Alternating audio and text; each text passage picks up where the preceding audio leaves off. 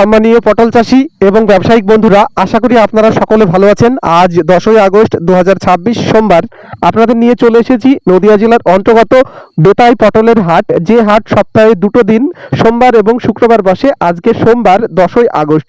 তো বেতাই হাটে পটলের পাইকারি বাজার দাম কেমন রয়েছে এবং আমদানি কেমন রয়েছে এই ভিডিওতে আপনাদের সেটাই জানাবো। তো তার আগে আপনারা দেখতে পাচ্ছেন যে তরতাজা ফ্রেশ পটল রয়েছে, এগুলি কিন্তু কাজলি পটল। কৃষক কিন্তু সকাল সকাল জমি থেকে তুলে এনেছেন। আর আপনারা দেখতে পাচ্ছেন যে জোর কদমে কিন্তু 20 কিলোর যে প্যাকেটজাত সেই প্যাকেটজাত করার কাজ চলছে। পটলের সাইজ কালার বেশ ভালো রয়েছে। ওজন করে কিন্তু 20 কিলোর প্যাকেট করা হচ্ছে। আপনারা দেখতে পাচ্ছেন সাইডেই কিন্তু সেই 20 কিলোর প্যাকেট রাখা হয়েছে এবং জোর কদমেই কিন্তু গাড়িতেও কিন্তু যে লোড সেই লোডিং এর কাজ কিন্তু চলছে, আপনারা দেখতে পাচ্ছেন।